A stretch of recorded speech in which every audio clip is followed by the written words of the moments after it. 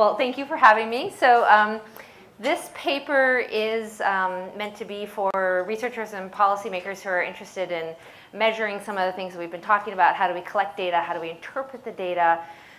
In the brief time, I'm not going to be able to get into very much, so I encourage you to look at the paper, which I actually wrote and posted. The idea here is to summarize a bunch of the very recent literature and provide some distillation and some insights that sometimes don't make it into our published papers. And so for that reason, I'm going to stick to the things I have some insight on and some very recent data collection efforts that I've been a part of. So without further ado, the key points I'm going to try to hit in this short talk are, first of all, and I don't have time to go into, is that it's maybe worth justifying a little bit why we can't just take the intuitions we have from prior work on the adoption of new technologies when they're new, when they're diffusing rapidly, which seems to be the case with AI. So there's some things that have changed that we need to take into account, and I make an argument for why we might need some new measures. What I'm going to focus on is what's going on with firm use of AI. As Kathy mentioned, there's going to be a lot of consumers interacting with AI, and those encounters are super interesting and worthy of attention, but a lot of it's going to be influenced by how this goes into firms and the choices they make for how to deploy it. This is also what I know best because I study how firms interact with new technologies, so it seemed like a reasonable place to start. I'm going to summarize a bunch of things that we know from things that are very recent, as well as some things that we learned from studying the internet. By we, I'm mostly looking at Shane and Avi and Chris. I did a little bit of work on this using census data, looking at e-buying and e-selling, and some of the things that we learned there apply here, and we can use those takeaways for the data collection that we want to do moving forward. And then also some recent things that we know that kind of provide useful test cases, some technologies that are informative about some of the economics that are going on with AI, where we think about what's been happening with the big data revolution, the management practices that go along with the use of data and how that might matter for AI, and also some of the things that we're learning about cloud computing, which serves as a very important piece of infrastructure for what's going on in firms in the use of AI. And we've got some insights that I think matter going forward. And then I'm going to make sure I have time at the end to talk about a really exciting data collection effort that's underway right now with the US Census Bureau that I've been a part of, and so has Eric. And so I've mentioned census a few times in my 1 minute, 2 minutes already. I have to point out that nothing I'm going to say is going to violate any firm privacy. So the lessons that we've learned, I think, that are most salient, and there's many of them in the paper, I'm going to only hit a few of the highlights here. The first is that it's super important to consider not just investment in AI, but also the applications. And so it's easy to chase the money and think that we're measuring investment, but as prices plummet and firms can use these general purpose technologies in a lot of ways, these applications really matter. I fortunately don't have to say much about GPTs because that came up at lunch, but it's a big literature, and we know from studying that these applications are super important for understanding what's going to come from these new technologies, including AI.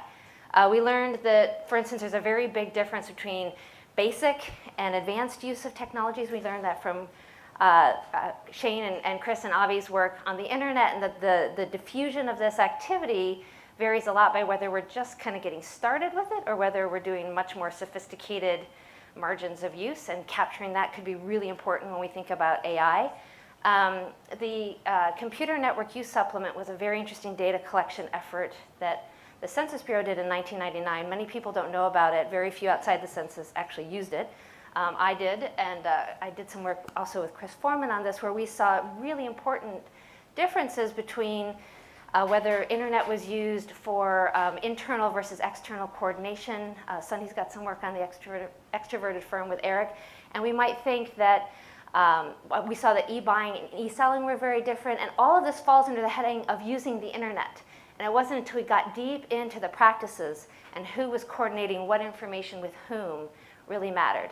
And if we think about AI as a technology for prediction, what they're predicting, are they predicting internal outcomes, external outcomes? Are we looking at different types of coordination around those predictions? Those details might actually matter a lot for the economic outcomes that we care about.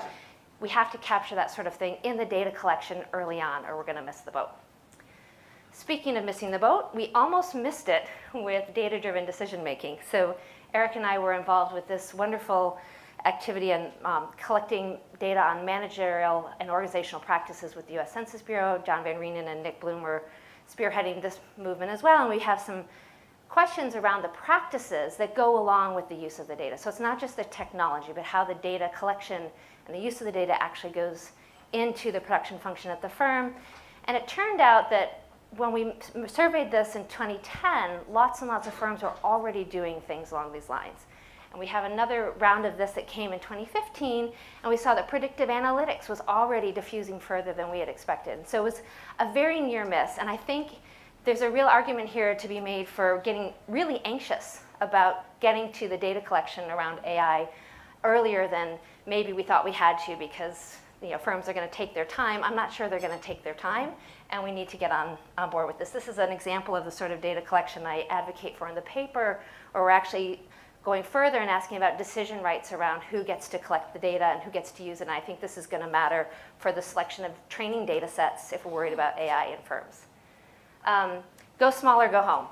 So much emphasis on how this is going to matter for big firms, economies of scale, who has access to these large training data sets. But we have some evidence that this could be really transformative for small firms. And small firms are systematically missing from a lot of our data sets. So the nice thing about the census data is we're able to go in and see the population that could be affected by this. One of the reasons, the economics behind why I think we have to worry about this is that there's been this shift from fixed cost to variable cost in a lot of technology.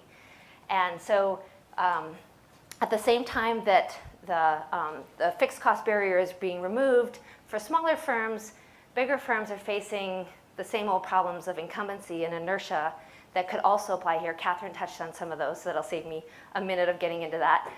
And Sunny has some work on this. And we see this happening with the cloud. So we have this new work where we're looking at the use of cloud computing in manufacturing. And what we find is that, this is joint with Wang Jin, who's a postdoc at MIT, where we're looking at the productivity and survival benefits of using cloud technologies.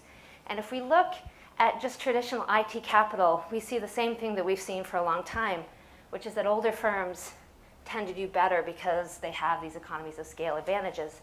But when we bring in variable cost IT access through the cloud in the later years, there's this big difference between the young advantages and the old advantages. And because this is an infrastructural input to AI, I think these types of dynamics are going to matter. And then we really have to emphasize picking up that part of the size and age distribution when we move forward into AI measures. All right, so how do we get to there? How do we get there from here? In the paper, I detail a lot of the things that we need to consider in terms of applications, complements, a lot of the stuff that Eric's been working on for years around intangibles and how do we think about the context in which this is taking place. Well, we got very fortunate again in being able to work with the Census Bureau to do some new data collection that is in the field right now. This is the MOPS cover sheet. I couldn't find the cover sheet for the current survey. But what's really nice is that when you work with the Census Bureau, your response is required. The response is required by law. So we're able to go sidestep a lot of these concerns around selection in data collection, and we go out. The current survey that I'm mentioning here is called the Annual Business Survey. It's in the field right now. It's going into 850,000 firms, representing all the size and industry distribution in the US economy, so we're not just going to be stuck in manufacturing. And it asks about a host of new business applications that firms may be using.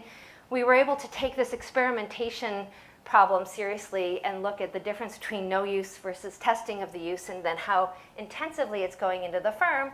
And among the many things that we're able to study, we have a specific question on machine learning. So this is going to let us kind of take the temperature of the actual use of these technologies in actual firms and get a sense for whether we're at the early stage of this or whether it's happening faster than we anticipated.